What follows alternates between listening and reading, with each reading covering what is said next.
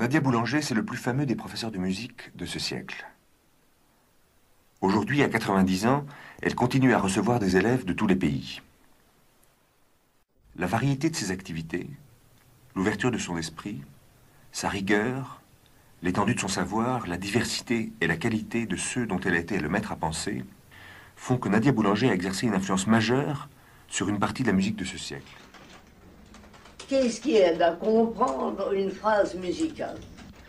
Qu'est-ce qui aide en musique à comprendre la forme de ce qu'on dit? En musique, disons, pendant des siècles, nous ne savons pas. Aujourd'hui, nous sommes devant un moment passionnant parce que tout est mis en question. Et sont ceux d'entre vous qui vont trouver une réponse, qui vont avec un langage nouveau, qui n'est pas à discuter, qui n'est pas à approuver, qui n'est pas à rejeter, qui existe. Et ce sont ceux d'entre vous qui vont trouver le moyen de vous faire comprendre aussi.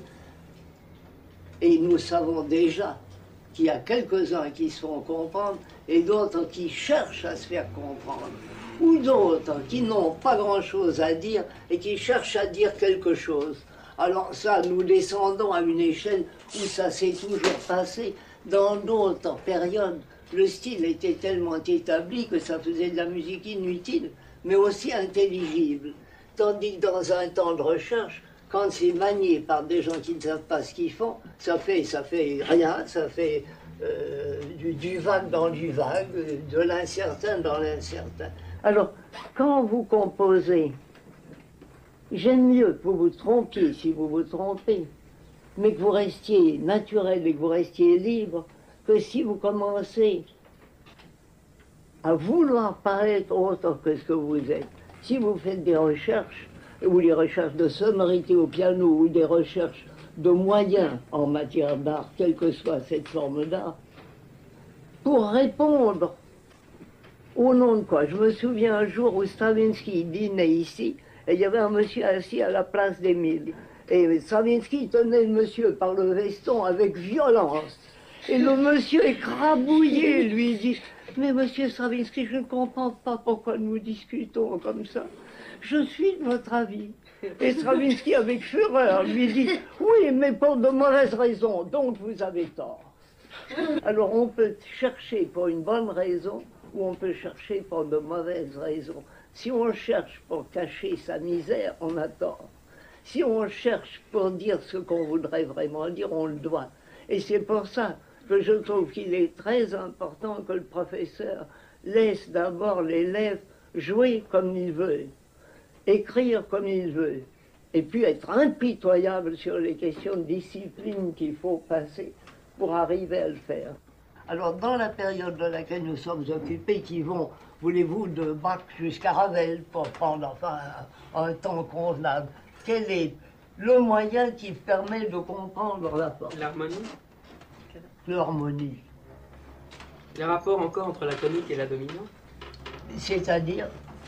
Le cercle des quintes. Oui, et quoi encore? Parce que ça, le cycle des quintes, c'est les successions. Je vais d'ici à là, je vais d'ici à là, comment est-ce que je vais? Comme je forme une phrase. Mais qu'est-ce qui me permet? Je dirais la répétition. Ah oui, la répétition, oui, mais la répétition... L'expression? Ah, l'expression, c'est un résultat. C'est un mot que tout le monde connaît. La tonalité. Oui, la tonalité, oui, mais justement, comment s'établit-elle d'ailleurs? Mais, ah, j'allais dire le mot, c'est épouvantable. Faut pas aller trop vite. Mais quand vous chantez encore, chantez encore. Arrête. Je prends le fil.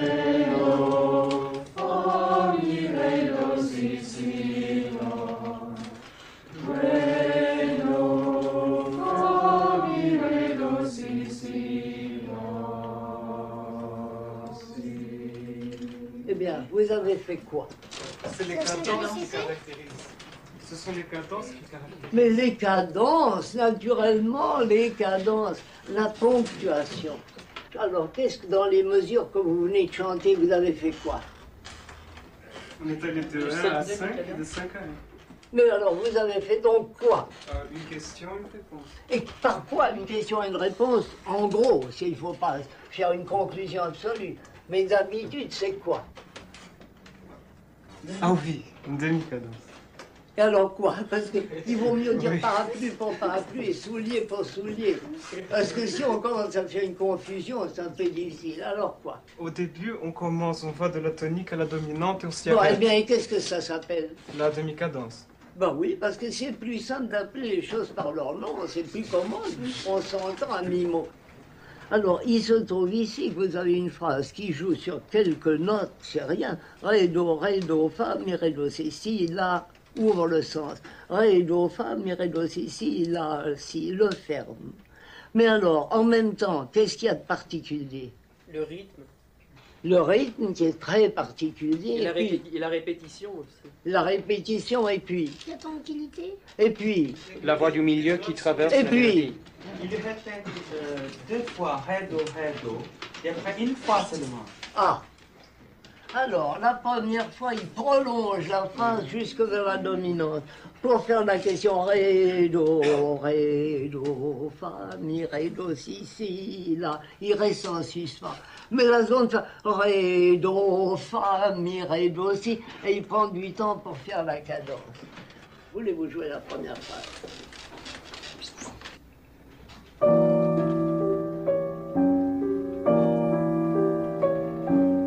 Trop fort la main gauche. Trop fort le fin de la main gauche. Mystérieux.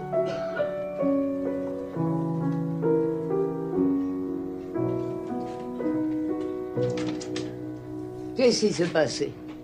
On est Enlevez bien la pédale. en majeur. On est parlé en majeur. Et qu'est-ce qu'on peut imaginer qui va se passer? On ne sait rien. Alors, vous vous souvenez de ce que dit Valérie? Les dieux nous donnent gracieusement le premier vers. Ce qui est difficile, c'est d'écrire des vers qui seront dignes de leurs frères surnaturels. Vous vous souvenez quand Cocteau dit « Les bonnes larmes ne sont pas tirées de nos yeux par une page triste, mais par le miracle d'un mot mis en place. » Le mot qu'on a choisi, qu'il faut mettre, ce mot, et aucun autre mot ne pourrait le remplacer. Ce qui est effrayant, c'est qu'ils font tous la même chose. Et qu'il y en a 990, 905, 1000 qui ne font pour rien, et un qui dit quelque chose qui sera inoubliable. Alors qu'est-ce que c'est? Ça ne nous regarde plus, ça n'est pas dans nos mains. N'est-ce pas? C'est pour ça que je disais tout à l'heure, qu'on le veuille ou non, tout ce que nous faisons de vraiment sérieux, même si je choque certains d'entre vous, ça m'est parfaitement égal. C'est la démonstration de Dieu. Si vous ne voulez pas qu'on dise Dieu, vous voulez dire le pouvoir suprême, le numéro un, ça c'est un jouer sur les mots. C'est quelque chose qui est donné. Alors, il y a ce merveilleux mot de don, il est doué. C'est un mot comme Fauré, avec son accent un peu du Midi, le disait, il avait un tel respect, une telle tendresse, il est si doué. Et on sentait qu'il se disait, voilà un petit qui a un signe, n'est-ce pas, c'est tout. Ça n'est pas de la faute de celui qui l'a, mais celui qui a là a une responsabilité effrayante, parce que s'il a le don extraordinaire, s'il a une technique extraordinaire, mais qu'il n'a pas un caractère, tout est perdu. Je suis séparé de 2 élèves parce que je savais, je ne voulais pas coopérer à ça. Très doué, très intelligent. Non, un n'a pas beaucoup de technique non plus, mais enfin, très doué, très intelligent, mais pas de caractère. Eh bien, sans caractère, on ne peut attendre rien de personne. Quand vous recevez un nouvel élève, un jeune homme vient à vous, la première chose, c'est d'essayer de comprendre quel don naturel, quel don intuitif il a. Très souvent, on le découvrirait très facilement si on avait un vrai respect de l'enfance. Et c'est un problème très grave, parce qu'est-ce qu'il faut impunément développer un enfant dans une autre direction que celle de ses parents si on n'est pas sûr que son don doit être développé, doit être aidé, mais pas vouloir donner un don à tout le monde, ce qui est une folie. Oui, il faut oser choisir. Oui, mais en fonction de quoi? Est-ce qu'à votre avis, le don est lié à la qualité de l'homme? Ou bien est-ce qu'un grand musicien peut être aussi un homme médiocre? Ah, pas médiocre, on peut être un homme affreux. On peut être un homme bourré de vices qui paie. Et les vices paient pour les faiblesses humaines, mais pas médiocre. Alors, l'essentiel dans votre enseignement, lorsque vous voyez un enfant ou quelqu'un d'éventuellement adulte qui vient vous trouver pour des conseils, qu'est-ce qui peut se passer? Parce que vous Ah ben pouvez rien, avoir... je lui fais travailler de solfège avec Mlle Dieudonné. C'est-à-dire que vous lui enseignez une technique. Ah ben une technique draconienne. Lorsque vous avez un élève, est-ce que vous pouvez lui donner à la fois la technique Ah non, et l'élan? non, l'élan il l'a. existe. Non, l'élan il l'a. Ce qui me paraît manquer le plus souvent, c'est l'attention. C'est-à-dire, au fond, une forme du caractère. Alors vous avez des gens qui ont une telle concentration que tout prend une importance. Et puis d'autres gens, ça passe et puis ils ont oublié. Alors ils refont demain ce qu'ils ont fait aujourd'hui. Il n'y a pas d'évolution possible, puisqu'il y a disparition immédiate du phénomène qui s'était produit. Et puis vous avez des gens qui mettent 20 ans, 40 ans, 50 ans à trouver ce qu'ils cherchent.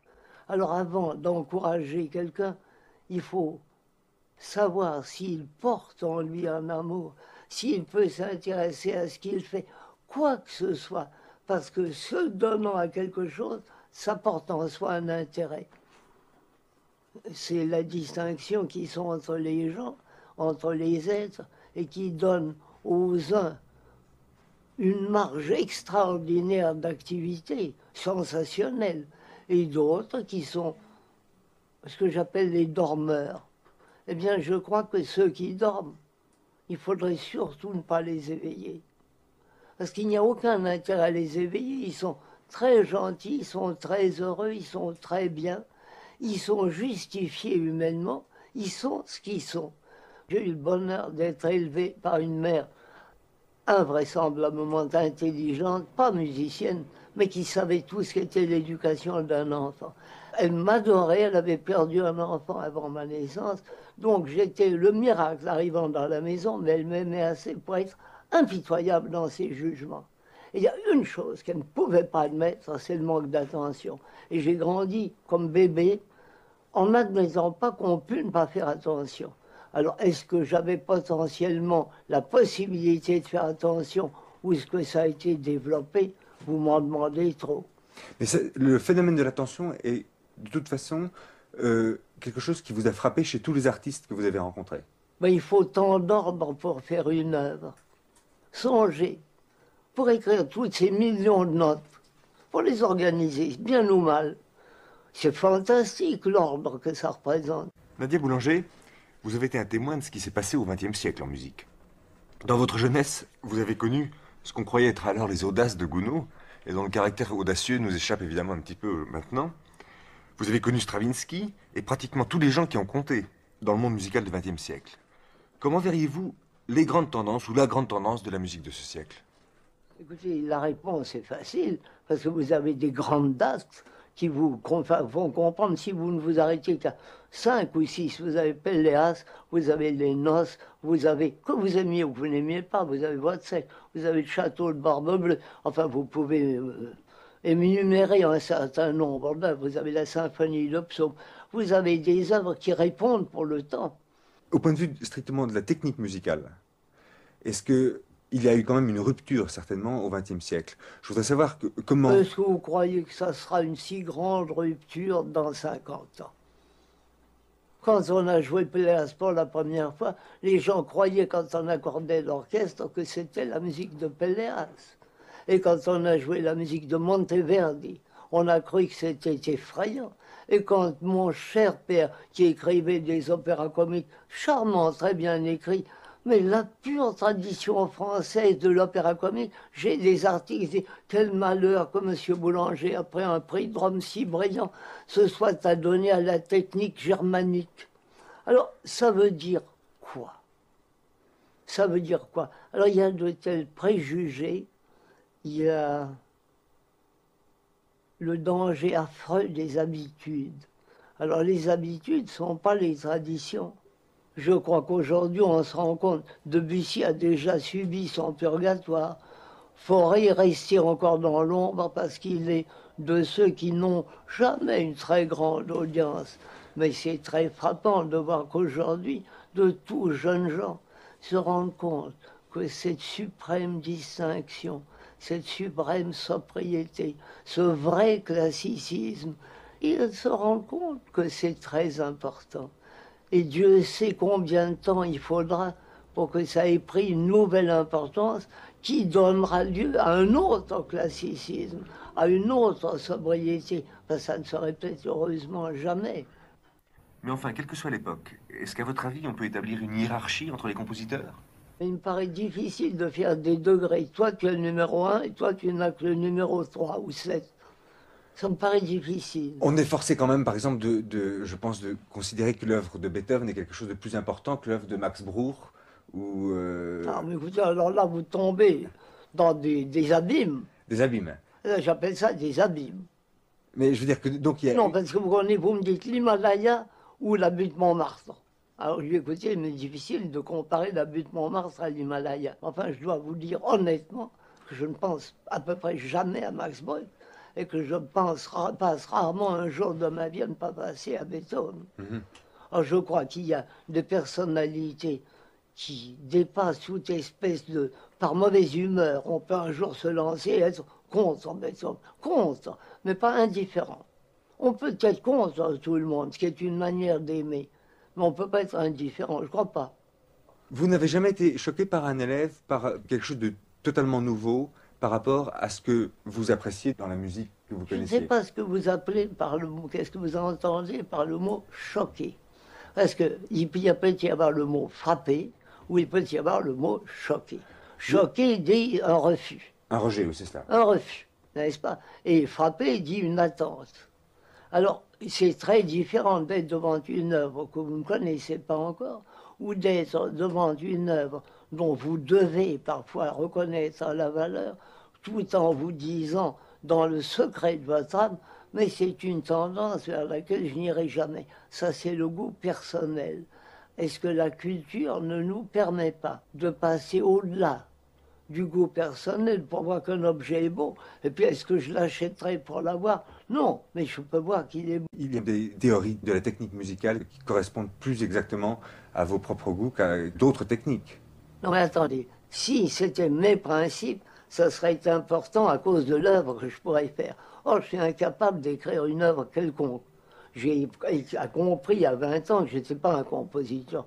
Comment avez-vous décidé que vous n'étiez pas compositeur? Oh ben parce que c'était facile. J'ai vu des œuvres quelconques, ce que j'appelle inutiles. Pas même mauvais, parce que mon métier, je le savais très bien. Écoutez, mais ça, c'est un chapitre qui n'a aucun intérêt. Alors mes préférences n'ont rien à faire. J'espère que une certaine approche de la grammaire et puis de la forme du langage s'élève au-dessus des goûts personnels. Dans quelle mesure? Je ne suis pas tout à fait tranquille à cet égard.